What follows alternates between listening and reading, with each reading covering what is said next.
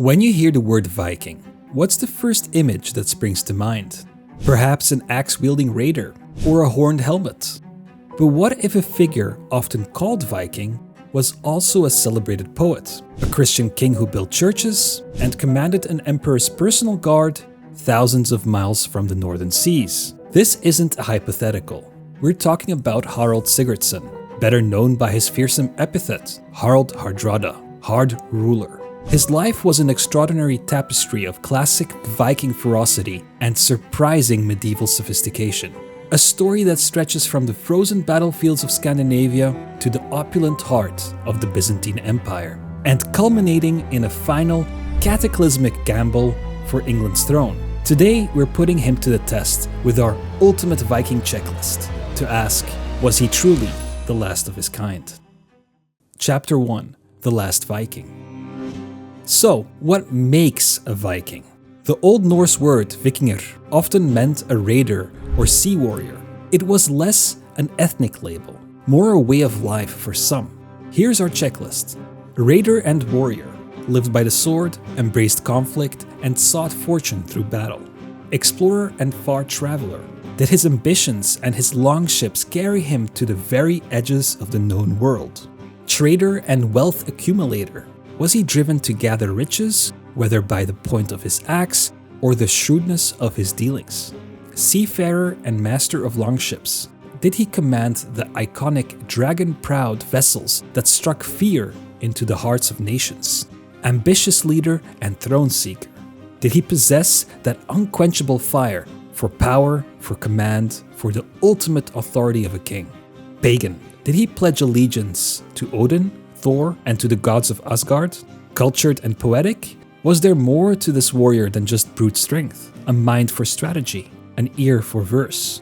State builder and lawgiver, did he forge a kingdom, bring order from chaos, or was he purely a force of Viking disruption? We'll tick these off as we go. By the end, we'll see if Harald Hardrada truly was the last Viking. Quick context: the Viking Age, roughly 793 AD to 1066 AD, an era of Scandinavian expansion, raiding, yes, but also vast trade, exploration, and settlement. It wasn't an abrupt end, but a gradual transformation, a slow fade from one epoch to another, with figures like Harald standing right at the cusp. Chapter 2: Young Ambition. Harald Sigurdsson, born into Norwegian nobility around 1015, was half-brother to King Olaf Haraldsson, later Saint Olaf, a key figure in Norway's Christianization. This family tie would echo throughout Harald's life. Young Harald wasn't destined for a quiet life on the farm. He idolized his warrior brother, and that early ambition clearly marks him as an ambitious leader and throne seeker. In 1030, at the tender age of 15, Harald gathered 600 men and fought alongside Olaf at the pivotal Battle of Stiklestad, an attempt to reclaim the Norwegian throne. Olaf was killed, and Harald himself was badly wounded. This brutal introduction to the realities of power and warfare firmly ticks the raider and warrior box and launched his long, transformative exile, setting him on the path of an explorer and far traveler from a very young age. Chapter 3: Miklagard's Gold.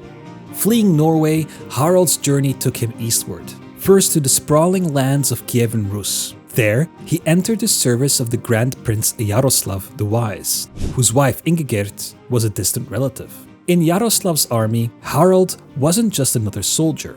He quickly rose to the rank of captain, leading campaigns against the Poles and the Chudes in Estonia, honing his skills as a leader. But the vastness of Rus couldn't contain a spirit like Harald's. Around 1034, his ambition and perhaps a thirst for greater riches and renown led him further south, to the legendary city of Constantinople, Miklagard, the Great City as the Norse called it, the dazzling capital of the Byzantine Empire. There, he joined the Varangian Guard, the elite axe-wielding mercenaries who served as the Byzantine Emperor's personal bodyguard.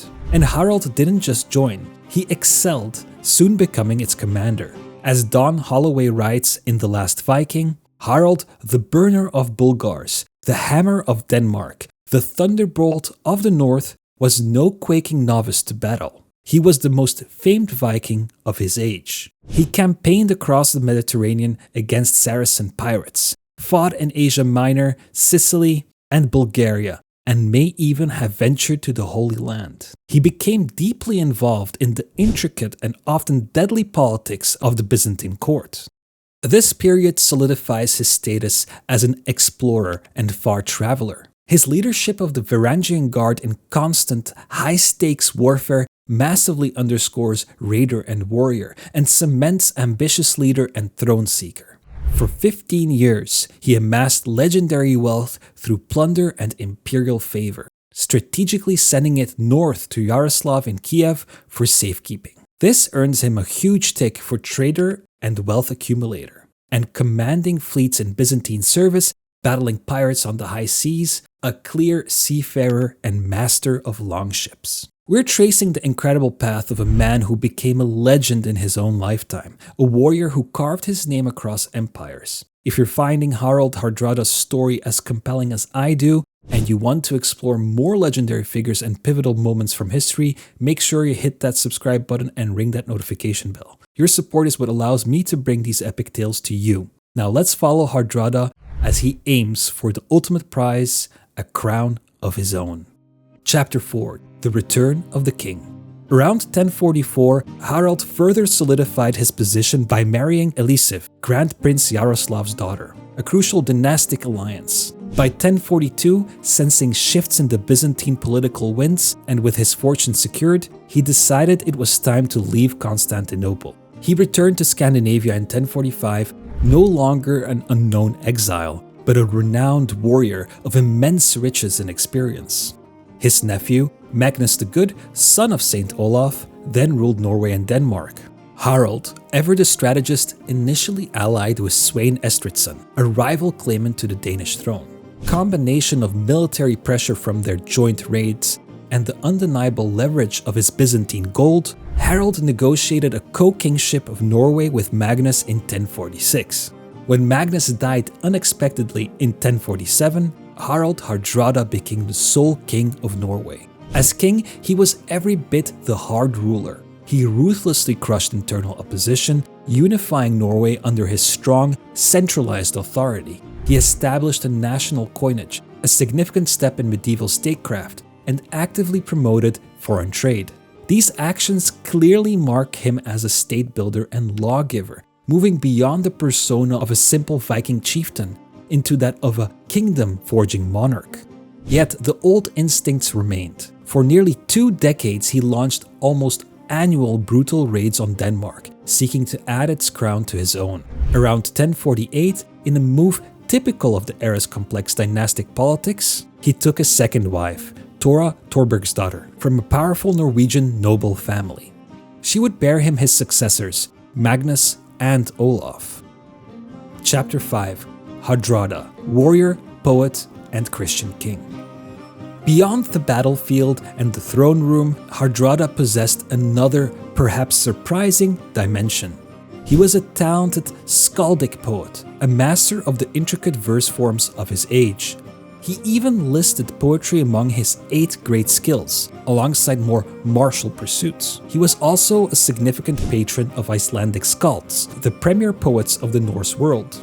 This earns him a firm tick for cultured and poetic, complicating any simplistic image of him as merely a brute warrior. Religiously, Harald's position was also complex. Born and baptized a Christian, he supported the church by building new ecclesiastical structures. However, he also asserted strong royal authority over church affairs in Norway, even favoring clergy from his connections in Kievan Rus and Byzantium, which led to friction with the Western Church. So for pagan, that's a definite no. He was a Christian king, but one who clearly believed the king's authority extended over the church as much as the state. Chapter 6. England awaits. In 1064, after years of relentless and ultimately inconclusive warfare, Harald made peace with Svein of Denmark. But his ambition, that defining flame, was not quenched. A new, even grander prize appeared over the horizon: England. Invited by the exiled Toste Godwinson, Brother of England's newly crowned king Harald Godwinson, Hardrada launched a massive invasion in September 1066. With a fleet of around 300 ships and an army estimated at up to 10,000 men, he aimed to seize the English crown. Initial victory at Fulford Gate saw the northern capital of York surrender. This was classic Hardrada, bold, ambitious, and relying on his proven strengths as a raider and warrior, a seafarer and master of longships, and the ultimate ambitious leader and throne seeker. But England's king, Harald Godwinson, was a formidable opponent. He marched his army north with astonishing speed. On September 25, 1066, he launched a surprise attack on the Norwegians at Stamford Bridge. Many of Hardrada's Vikings, overconfident after their recent victory and unburdened by their heavy mail armor on what was reported a warm day, were caught unprepared.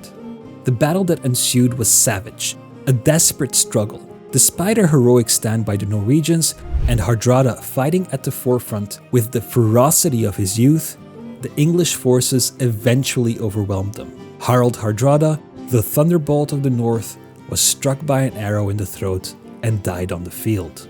Tostig Godwinson also fell. The Norwegian army was virtually wiped out, a catastrophic end to a legendary career. Chapter 7: The Verdict.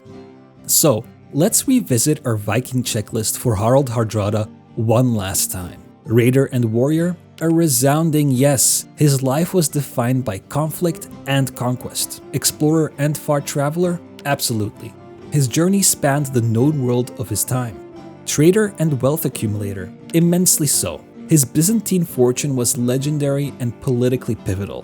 Seafarer and master of longships? Undeniably, he led vast fleets across treacherous seas.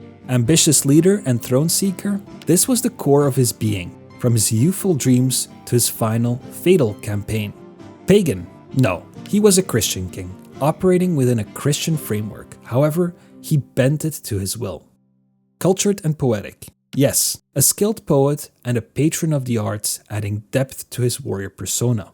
State builder and lawgiver? Yes, he forged a unified Norway, introduced coinage, and centralized power, demonstrating traits of a medieval monarch. What was very Viking about him? His relentless ambition. His life lived through warfare and the pursuit of riches in distant lands. His mastery of sea power and his personal courage leading men into the heart of battle. These are the sagas brought to life. What was not very Viking, or at least showed a significant transition? His established Christian faith. His concerted efforts at state building, such as creating a national currency and promoting organized trade. His deep engagement in the complex imperial politics of Byzantium. He was a fascinating, dynamic blend of old Viking world and the emerging medieval order. What do you think? Does Harald Hardrada truly earn the title of the last Viking? Or had the age already moved beyond such figures, leaving him as a glorious, anachronistic echo of a bygone era? I'd love to hear your thoughts and opinions in the comment section. Check out my sources below and see you in the next one.